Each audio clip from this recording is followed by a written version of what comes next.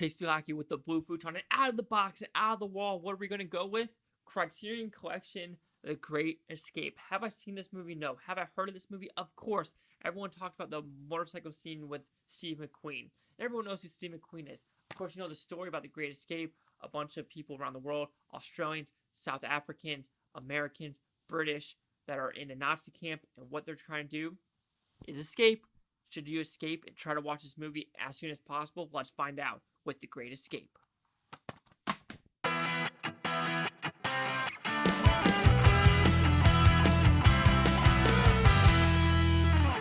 So The Great Escape, what's it about? I kind of already told you what it's about. You have all these pilots, these airmen in the Air Force. So these are the Army Air Force at the time during World War II. You have Australians, you have New Zealanders, you have South Africans, you have Americans, you have British, you have other nationalities that are stuck in these camps. And why are they stuck in these camps? Because there is notorious, these airmen that all they're trying to do is escape, escape, escape. And the Nazis had enough of it, so they decided, you know what, we're going to build a camp for all these escapees and make it as escape-proof as possible. But they said, hell no, we won't go. We're going to escape this no matter what we do. And what they do is build 3 tunnels, Tom, Dick, and Harry. I think those are the 3 tunnels, and they're going to dig 30 feet deep across and get out through the tunnels.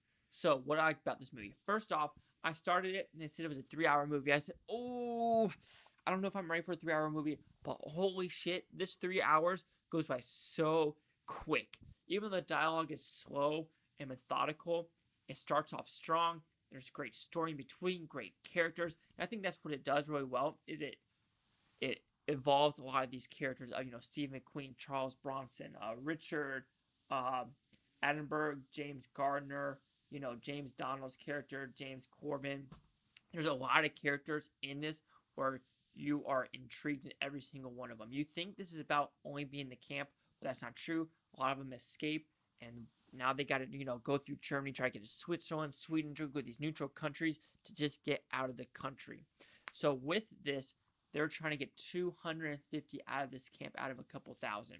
There's a lot of people in this camp. You can't get all 1,000 out, but what they did in this is very methodical, very cool, and just very patriotic for as a whole. There are a lot of stuff that made it Hollywoodized, and I think that kind of puts a bummer on it, because watching it, I'm like, this is 100. This whole 3-hour movie is great.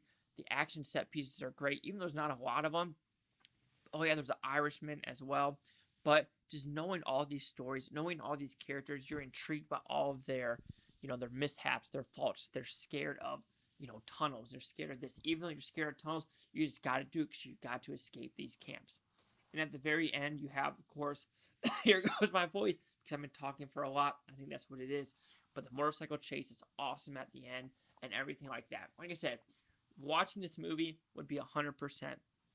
But what changed my mind is Criterion Collection put out a documentary that was out in 2001, narrated by Burt Reynolds.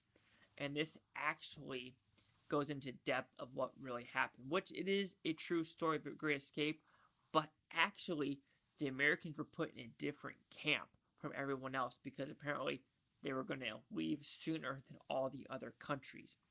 So to Hollywoodize all of this, they decided to put the Americans in the camp with all other nationalities. And so a lot of the storyline of whole, Independence Day in the United States, of making the whiskey or the alcohol, the moonshine, that's kind of false. The motorcycle scene is false. The only reason Steve McQueen was wanting to do this movie, he says, if I do this movie, I want to be on a motorcycle and do a chase to prove how cool I am on a motorcycle, kind of thing. So that's like, ooh, that feels kind of off to do that. But the motorcycle chase and what he does is not CGI, and I do love the whole beautiful German landscape of this movie. And just not using CGI is such a relief to watch, of like, why can't we get 1,000 extras anymore? Hire the American students in Germany, pay them a couple $100 and do it real, like Ben-Hur style, and using real motorcycles, real actors to actually jump stuff, have these wide shots of beautiful landscapes, beautiful set pieces.